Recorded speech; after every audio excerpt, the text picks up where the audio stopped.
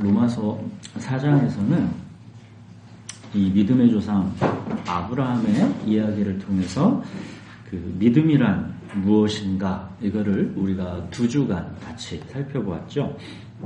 믿음은 내 쪽에서 만들어내는 자기 확신이나 지식적 동의 그런 게 아니라 믿음은 하나님께서 나를 찾아오셔서 내 안에 창조하신 하나님의 기적이라는 것, 하나님의 말씀이 나를 이기는 기적이라는 것, 이걸 우리가 기억해야 합니다.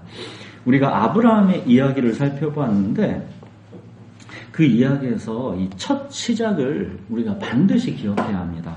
아브라함 이야기에서는 가장 중요한 게 아브라함이 갈 바를 알지 못하고 떠났다라는 것, 자기 독생자 이삭을 바쳤다라는 것, 그런 것도 다 중요하지만 그 출발, 그 시작이 가장 중요한 겁니다. 아브라함이 하나님을 찾았습니까? 그게 아니었죠. 갈대아 우르 그 화려한 도시 문명 속에서 75세가 되도록 자식이 없고 사실 아무 만족과 소망도 없는 자였던 이 아브라함을 하나님께서 찾아가셔서 부르셨습니다. 아브라함이 하나님을 찾은 게 아니라 하나님이 아브라함을 찾아오신 것입니다. 믿음은 하나님께서 먼저 나를 찾아오셔서 내 안에 창조하시는 하나님의 기적인 것입니다. 그 믿음이라는 이제 기적의 씨앗을 하나님의 말씀이 이제 계속 싹이 나고 열매가 맺도록 자라나게 하시는 겁니다.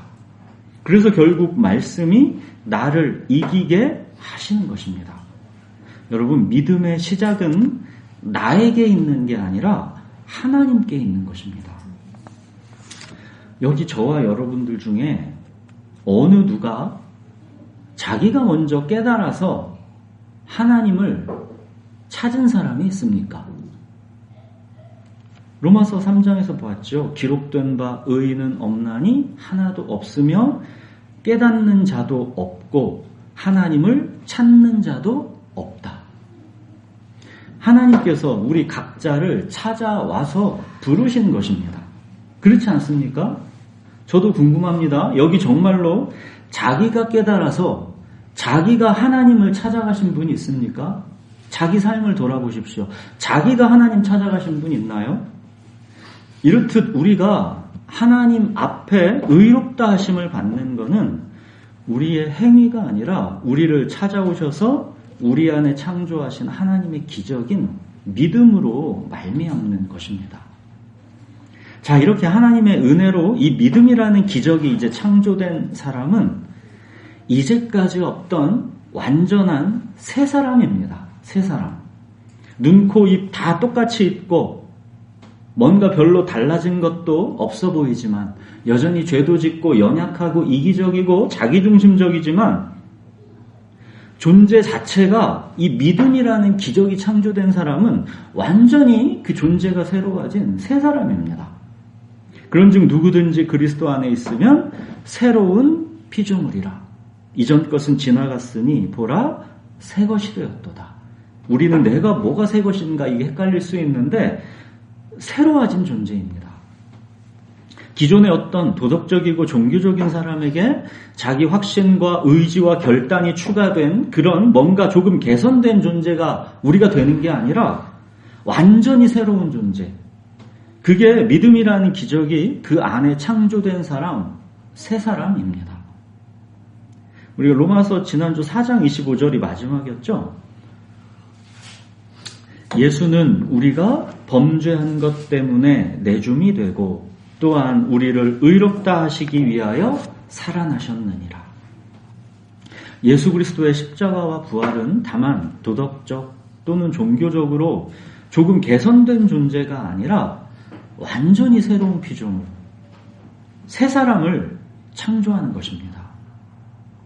이것은 우리가 도덕적, 인격적으로 어떤 탁월한 사람이 된다라는 게 아닙니다. 그런 게 아니라 이제 이어서 이제 오늘 본문은 바로 이 믿음의 새 사람의 본질적 특징, 이게 어떤 인격적 탁월함 그런 걸 말하는 게 아니라 환난과 고통, 여전한 죄와 연약함 가운데서도 이제까지는 전혀 들어보지도 못했던 하나님과의 화평을 누리는 것. 이것이 새로운 피조물, 이 믿음의 새 사람의 본질적 특징이라는 것입니다. 우리 본문을 같이 읽겠습니다. 로마서 5장 1절부터 11절까지 번갈아 읽겠습니다. 그러므로 우리가 믿음으로 의롭다 하심을 받았으니 우리 주 예수 그리스도로 말미암아 하나님과 화평을 누리자. 또한 그로 말미암아 우리가 믿음으로 서 있는 이 은혜에 들어감을 얻었으며 하나님의 영광을 바라고 즐거워하느니라. 다만 이뿐 아니라 우리가 환난 중에도 즐거워하나니 이는 환난은 인내를, 인내는 연단을, 연단은 소망을 이루는 줄 알미로다. 소망이 우리를 부끄럽게 하지 아니함은 우리에게 주신 성령으로 말미암아 하나님의 사랑이 우리 마음에 부음바 됨이니 우리가 아직 연약할 때에 기약대로 그리스도께서 경건하지 않은 자를 위하여 죽으셨다. 의인을 위하여 죽는 자가 쉽지 않고 선인을 위하여 용감히 죽는 자가 혹 있거니와 우리가 아직 죄인이었을 때 그리스도께서 우리를 위하여 죽으심으로 하나님께서 우리에 대한 자기의 사랑을 확증하셨느니라. 그러면 이제 우리가 그의 피로 말미암아 의롭다 하심을 받았으니 더욱 그로 말미암아 진노하심에서 구원을 받을 것이니 곧 우리가 원수되었을 때 그의 아들의 죽으심으로 말미암아 하나님과 화목하게 되었은즉 화목하게 된 자로서는 더욱 그의 살아나심으로 말미암아 구원을 받을 것이니라. 그뿐 아니라 이제 우리로 화목하게 하신 우리 주 예수 그리스도로 말미암아 하나님 안에서 또한 즐거워하느니라. 네, 여러분은 지금 하나님과 화평을 누리고 있습니까? 주는 나의 목자시니 내게 부족함이 없으리로다. 이것이 우리가 하나님과 누리는 화평입니다. 이 하나님과의 화평을 여러분이 지금 마음속으로 깊이 누리고 있습니까? 자, 1절 보십시오. 믿음으로 의롭다 하심을 받은 세 사람이 이 하나님과 화평을 누리게 되는 것은 오직 우리 주 예수 그리스도로 말미암아입니다. 그러니까 하나님과의 화평은 내 쪽에서 자기 최면으로 누릴 수 있는 게 아닙니다. 죄인인 우리 인간은 아담이 그랬던 것처럼 하나님이 두려워서 숨을 수밖에 없는 존재입니다. 하나님께 나아가 화평을 누릴 수가 결코 없는 것이죠. 우리가 하나님께 화평을 누린다라고 우리가 생각하는 것은 어쩌면 그게 하나님이 아니라 자기가 자기 최면으로 만들어낸 신일 뿐입니다. 주 예수 그리스도로 말미암지 않고는 하나님과의 화평은 나에게 가능한 게 아닙니다. 예수님이 십자가에 죽으시면서 지성소를 가리던 휘장이 찢어졌지요. 지성소, 그 하나님의 임재의 장소로 이제 우리가 들어갈 수 있는 길이 비로소 열린 겁니다. 하나님과의 화평의 길이 열린 것입니다. 예수님께서 자기 육체를 찢어 마침내 열어놓으신 새로운 살 길, 이 하나님과의 화평의 길은 이 길 외에는 다른 길은 없습니다. 우리는 다 양 같아서 그릇 행하여 각기 제 길로 갔거늘 여호와께서는 우리 모두의 죄악을 그에게 담당시키셨도다. 그러니까 나에게 쏟아져야 하는 모든 수치와 정죄, 하나님의 맹렬한 진노, 이게 다 예수님께로 쏟아지는 것입니다. 이로써 율법이 요구하는 하나님의 공의가 완전하게 충족된 것입니다. 그래서 결코 정죄함이 없는 겁니다. 이제 드디어 하나님과의 화평인 것입니다. 주는 나의 목자시니 내게 부족함이 없도다. 이 하나님과의 화평이 없는 인생은 이게 살아도 사실은 진정 삶이 아닙니다. 하나님과 화평한 생명, 이것이 영원한 생명, 영생입니다. 영생은 단지 시간상으로 목숨이 영원히 산다라는 것, 그게 본질이 아니라 하나님과 화평을 누린다라는 게 본질입니다. 지금 이 땅에서의 하나님과 화평을 누리고 있는 사람은 그래서 이미 영원한 생명을, 이 영생을 이미 지금 살아가고 있는 것입니다. 여러분, 인간이 아무리 하나님 없이 자기 행복과 자기 실현이 풍족한 것처럼 보여도 그게 진정한 삶이 아닙니다. 하나님과의 화평이 없다라는 것은 피조물인 우리 인간에게는 그 자체가 죽음인 것입니다. 하나님과의 화평이 없는 인생에는 오직 하나님만이 주실 수 있는 안식, 평안, 이 생명의 호흡이 없습니다. 돈이 많고 건강해도 그렇게 다 가진 것 같아도 뭔가가 부족하고 공허하고 궁핍하고 두려운 인생인 것입니다. 인간의 영혼은 하나님과 화평하지 않은 채로는 안식이 있을 수가 없습니다. 하나님께서 인간을 창조하셨기 때문입니다. 그래서 하나님과의 화평, 주는 나의 목자시니 내게 부족함이 없으리로다. 이 새로운 살 길을 그래서 예수님이 휘장을 찢어 열어놓으신 것입니다. 새로운 피조물인 믿음의 새 사람은 주는 나의 목자시니 내게 부족함이 없으리로다. 바로 이 하나님과의 화평을 누리게 된 겁니다. 자, 근데 우리 세 사람의 이 땅에서의 삶의 현실에서 문제가 뭡니까?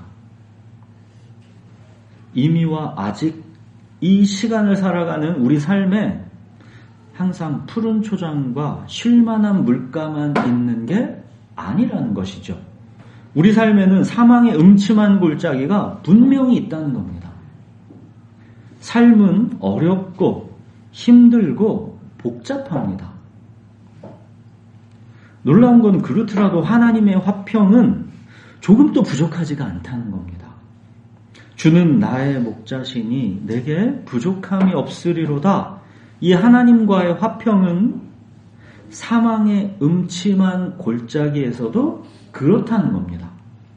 왜요? 거기에서도 주께서 나와 함께 하시고 주의 지팡이와 막대기로 나를 지켜주시고 보호해 주시기 때문입니다. 사망의 음침한 골짜기는 하나님이 잠깐 나에게서 한눈판 사이에 불행하게 나에게 닥쳐오는 것이 아니라 자기 이름을 위하여 의의 길로 인도하시는 과정인 겁니다.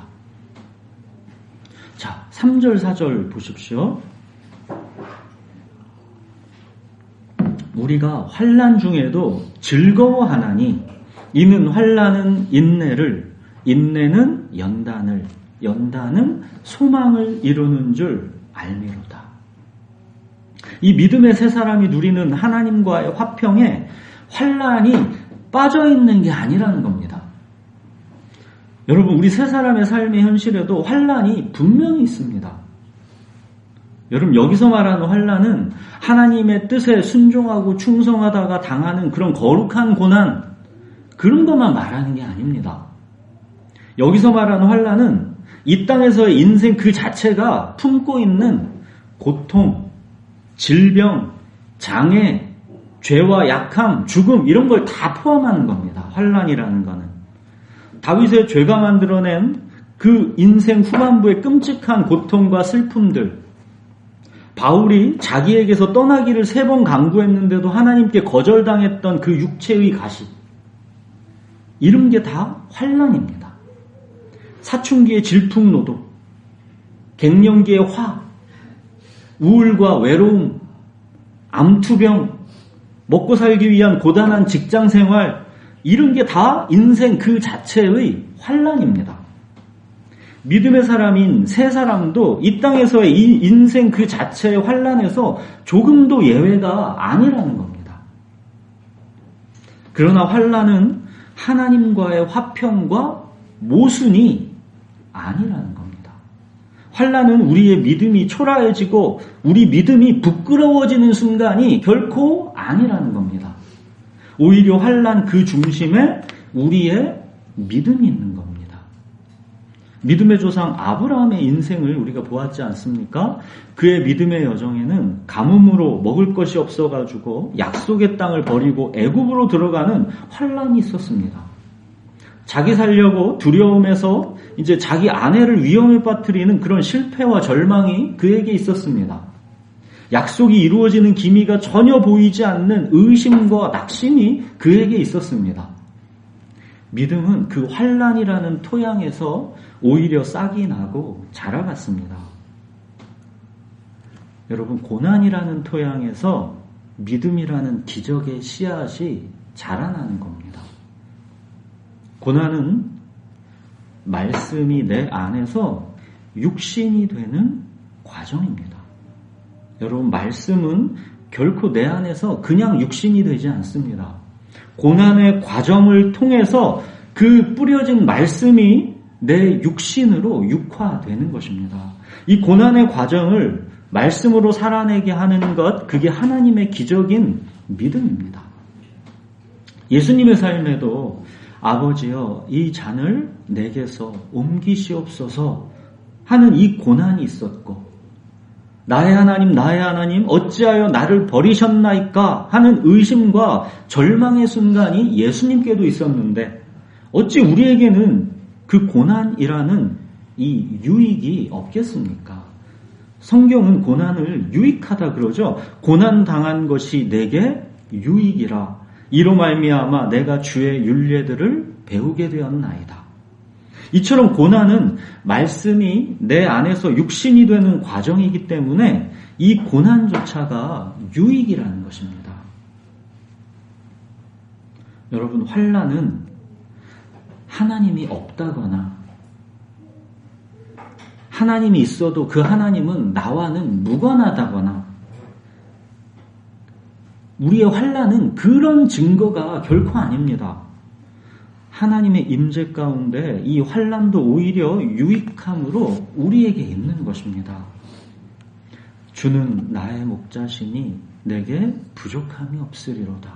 이 하나님과의 화평에 환난도 다 포함되어 있는 것입니다. 이 환난이 오히려 내게 부족함이 없으리로다. 이게 뭔지, 내게 부족함이 없으리로다. 주는 나의 주님이시오니 오직 주밖에는 나의 복이 없나이다. 내게 부족함이 없다라는 이 깊고 풍성한 의미를 환난이 알려주는 것입니다. 이게 뭡니까? 오늘 본문에서의 환난은 인내를, 인내는 연단을, 연단은 소망을 이룬다입니다. 우리는 소망을 이루기까지의 과정은 생략하고 싶어 하지요. 환난과 인내와 연단의 과정은 건너뛰고 싶어 합니다. 그러나 씨앗은 싹이 나고 자라고 열매가 맺어가는 과정이 있는 것입니다. 어렵고 힘들고 복잡한 삶에서 산전수전을 겪으면서 우리의 성품과 품격이 단단해져 가는 것이고 하나님과의 화평이 바로 이 과정 속에서 위로와 능력이 되는 것입니다. 어둡고 음침해 보였던 그 깊은 골짜기에서도 하나님과의 화평이 여전히 누려지는 것입니다. 우리가 찬송 불렀죠. 내 평생에 가는 길 순탄하여 늘 잔잔한 강 같든지 큰 풍파로 무섭고 어렵든지 나의 영혼은 늘 편하다. 내 영혼 평안해. 내 영혼 평안해. 사랑하는 여러분, 하나님께서 한 존재를 빚어가시는 거는 그냥 자동차 한 대 만들어내는 것처럼 그렇게 뚝딱 만들어내시는 게 아니라 오랜 시간의 정성과 아픔과 고통이 다 녹아들어가는 과정인 것입니다. 그래서 에베소서에서는 그리스도인을 하나님의 작품, 포이에마라고 하는 것입니다. 이 포임, 이 시라는 영어 단어가 이 헬라어 포이에마에서 나왔다 그랬죠. 믿음의 세 사람, 우리 그리스도인 이 한 존재는 한편의 시라는 겁니다. 하나님의 마음과 생각과 뜻이 아주 정성스럽게 담겨 있는 한편의 시, 이게 저와 여러분 각자의 모습이라는 겁니다. 시인은 한편의 시 안에다가 불필요한 단어를 넣지 않습니다. 고르고 또 골라서 가장 딱 맞는 단어들을 정확한 위치에 둡니다. 아름답고 간결하고 심오하게 시인의 마음을 그 시 속에 담아냅니다. 그게 바로 우리 믿음의 세 사람, 하나님의 작품 포이에마라는 것입니다.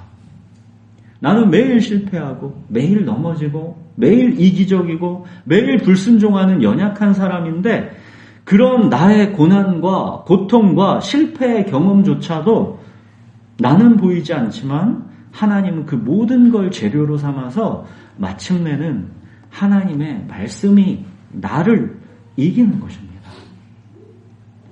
왜 하나님은 고통과 고난을 재료로 해서 우리를 빚어가시는 것인지 우리가 다 이해할 수는 없습니다.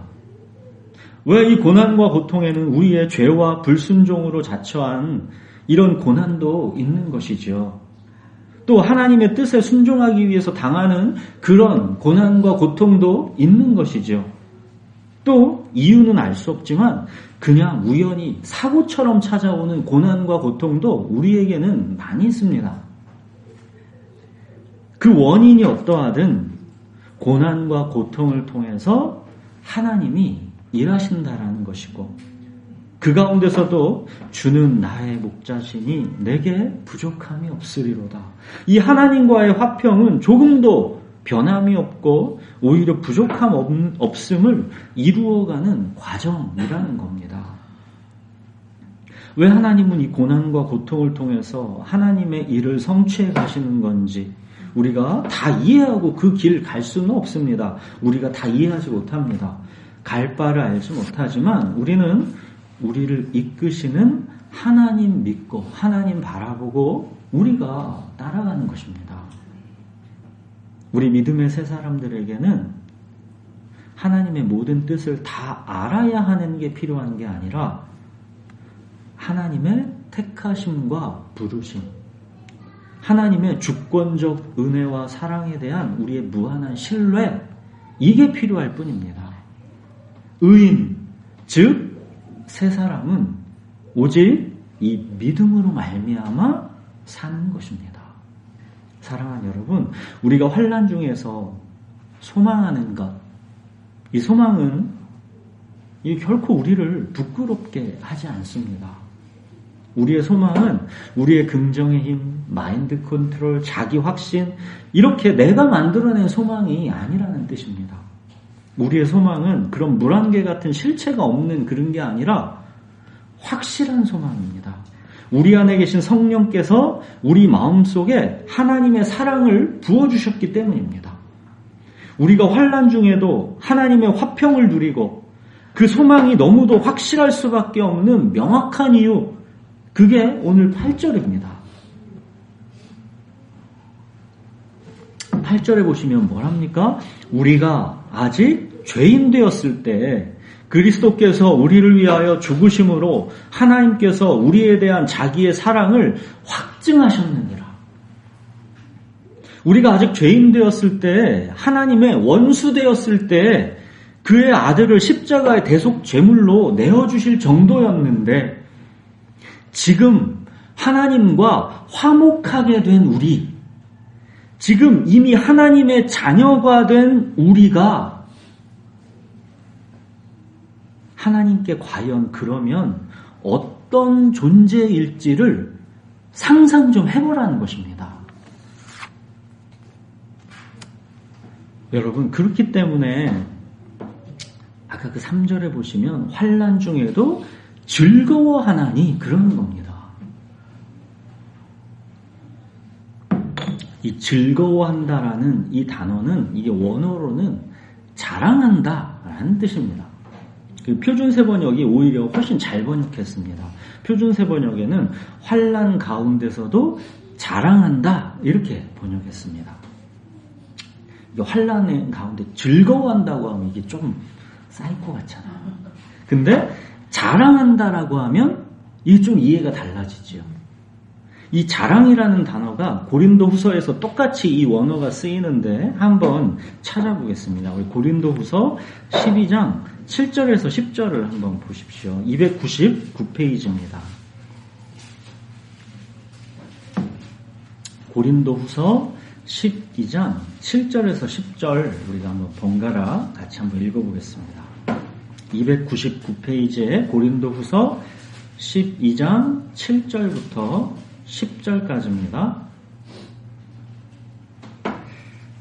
여러 계시를 받은 것이 지극히 크므로 너무 자만하지 않게 하시려고 내 육체에 가시 곧 사탄의 사자를 주셨으니 이는 나를 쳐서 너무 자만하지 않게 하려 하심이라. 그것이 내게서 떠나가게 하기 위하여 내가 3번 주께 간구하였더니 나에게 이르시기를 내 은혜가 내게 족하도다. 이는 내 능력이 약한 데서 온전하여짐이라 하신지라. 그러므로 도리어 크게 기뻐함으로 나의 여러 약한 것들에 대하여 자랑하리니 이는 그리스도의 능력이 내게 머물게 하려 함이라. 그러므로 내가 그리스도를 위하여 약한 것들과 능력과 궁핍과 박해와 공로를 기뻐하노니 이는 내가 약한 그때에 강하니라.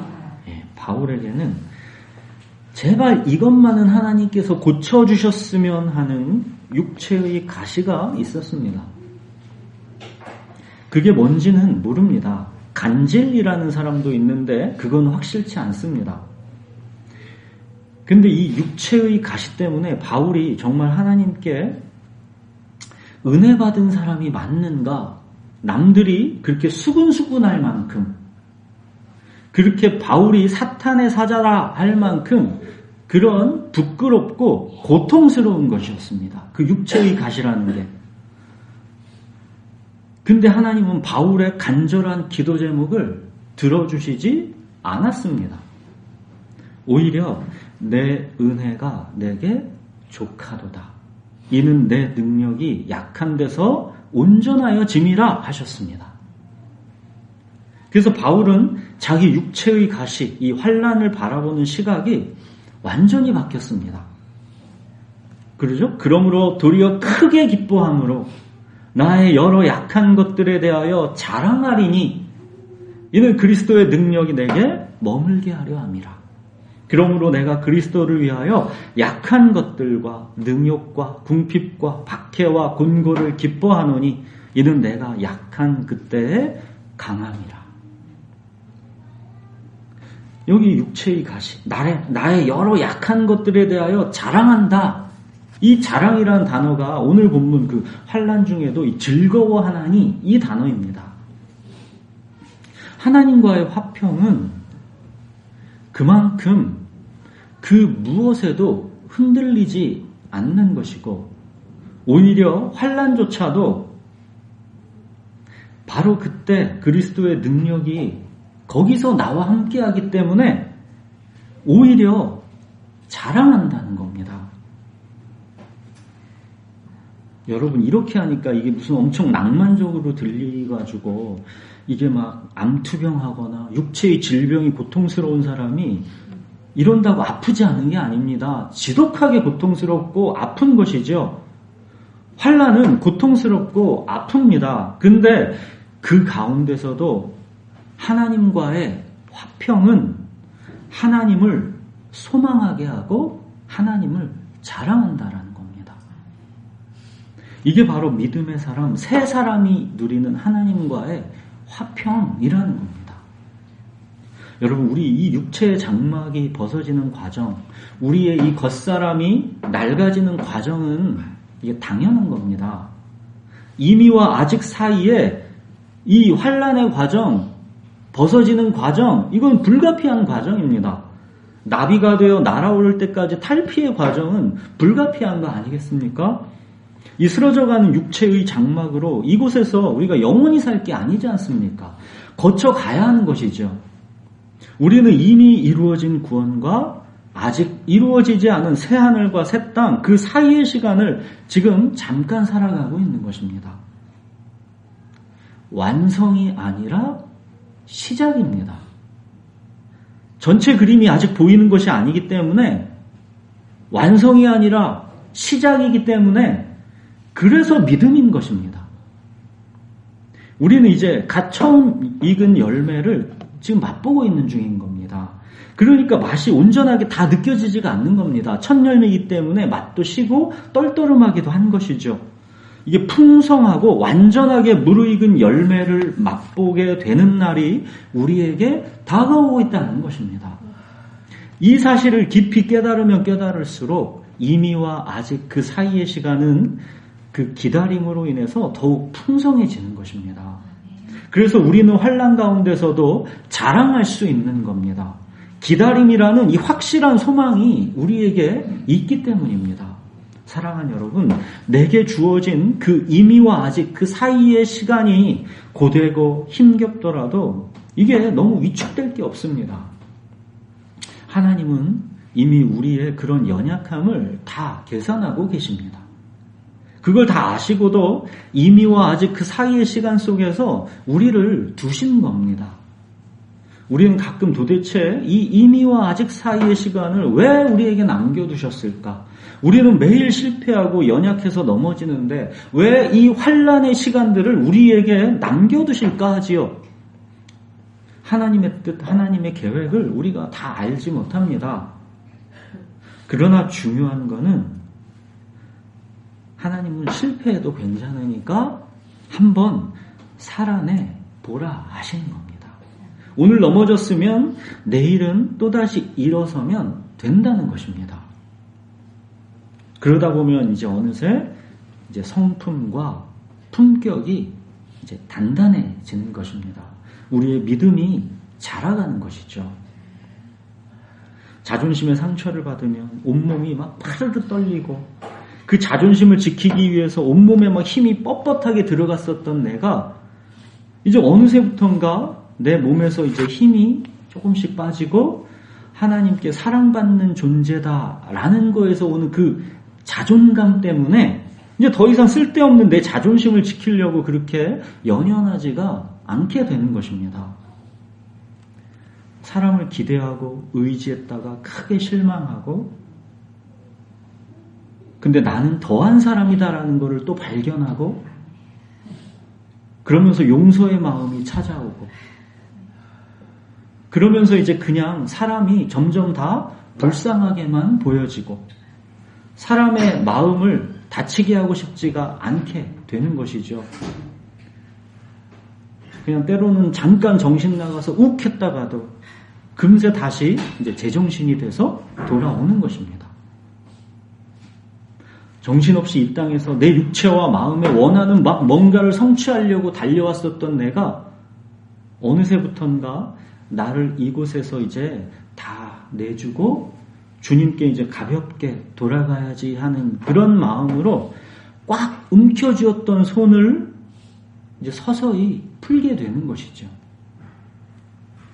새하늘과 새 땅이 막연한 기다림이 아니라 어느 순간부터는 그 기다림이 지금 나의 현실을 이제 실제적으로 살아낼 수 있게 하는 참된 소망으로, 능력 있는 소망으로 내게 정말로 다가오게 되는 것입니다.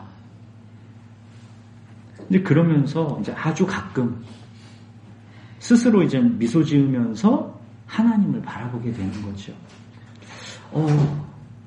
이게 이미와 아직 이 사이의 시간을 하나님께서 내게 주신 이유구나. 이게 이제 어렴풋하지만 조금은 알게 될 것 같은 그런 시간들이 우리에게 찾아오는 것입니다. 여러분, 환난 없이 이 과정이 내게서 이루어지지 않습니다. 이것이 믿음의 세 사람이 누리는 환난은 인내를, 인내는 연단을, 연단은 소망을 이룬다입니다. 이것이 믿음의 세 사람이 환난 중에도 누리는 하나님과의 화평입니다.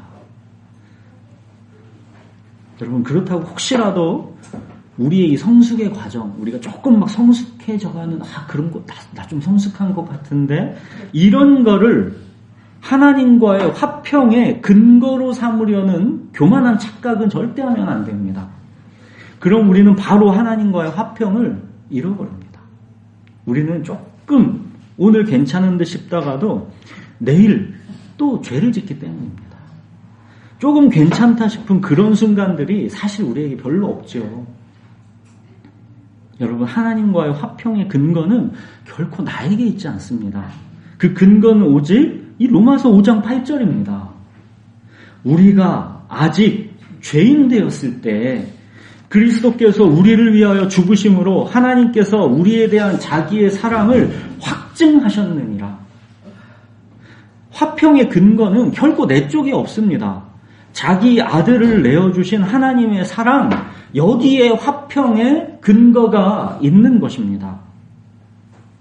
우리는 이 놀라운 사랑을 받고도 여전히 우리는 스스로를 보기에도 정직함과 진실함, 나를 내어주는 사랑, 이런 선한 것이라고는 내 속에 없는 것 같지요. 바로 그 변하지 않는 것 같은 이 여전한 죄와 신음과 탄식, 이 안에서 다른 데가 아니라 바로 이런 우리의 연약한 죄 가운데서 하나님이 우리와 함께 하시면서 거기서 사랑하신다라는 겁니다. 우리가 엄청 조금이라도 성숙해져서가 아니라 여전히 죄와 교만과 우리의 그 신음과 탄식, 그 중간에 하나님이 거기에 계시면서 우리를 사랑하신다라는 겁니다.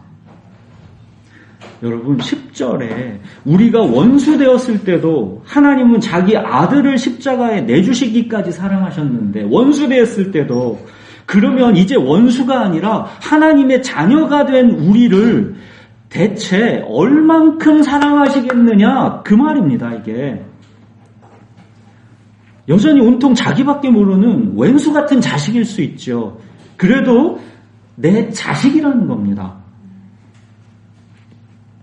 여러분, 사랑이라는 것은, 운명이라는 것은 그런 거 아닙니까?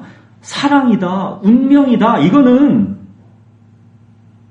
자격이나 이유가 그 대상에게 없는 것이죠. 그냥 주어진 겁니다. 그게 운명이고 그게 사랑인 것이죠. 여러분, 우리 안에 있는 이 철저한 이기심, 사랑 없는 무정함, 비겁함과 무례함과 교만함, 거짓과 위선, 질투와 시기, 이런 것들은 우리가 주님 만나는 그날까지 없어지지 않습니다. 그런 것들로 하나님을 두려워하여 숨지 마시고, 또 그런 것들을 없앰으로써 하나님께 나아가려고도 하지 마십시오. 없어지지 않는다니까요. 핵심은 그런 것들을 없애버리는 결과에 있는 게 아니라 말씀이 나를 이겨가는 과정에 있는 겁니다. 환난은 인내를, 인내는 연단을, 연단은 소망을, 결과가 아니라 바로 이 과정에 그 핵심이 있는 겁니다. 우리 골프 스크램블 방식 얘기했었잖아요. 결과는 우리가 한 팀이신 예수님이 친 점수로 매번 100점으로 계산이 되는 것이고, 중요한 거는 우리가 예수님께 그 순간마다 배우면서 함께 동행하는 과정에 있는 겁니다. 그 과정에는 죄와 실패와 연약함으로 인한 신음과 탄식, 그런 것만 있는 게 아니라 그 속에서 용서와 회복, 은혜와 감사, 충성과 소망이 있는 것입니다. 이게 뭡니까? 환난은 인내를, 인내는 연단을, 연단은 소망을입니다. 이게 뭡니까? 그리스도 예수 안에 있는 자에게는 결코 정죄함이 없다. 우리 주 그리스도 예수 안에 있는 하나님의 사랑에서 그 무엇도 우리를 끊을 수 없다. 이겁니다. 믿음의 새 사람인 여러분, 하나님과의 화평은 나에게 어떤 선한 것이 있어서 그럴 만한 자격이 조금이라도 나에게 있어서 그런 게 전혀 아닙니다. 우리 주 예수 그리스도로 말미암아입니다. 하나님은 이미 십자가에서 자기 사랑을 완전하게 확증하셨습니다. 여러분, 그러니까 안심하시고 여러분이 처한 모든 삶의 처지와 형편에서도, 심지어 반복되는 죄와 연약함 속에서도 주는 나의 목자시니 내게 부족함이 없으리로다. 이 하나님과의 화평을 누리십시오. 네, 기도하겠습니다.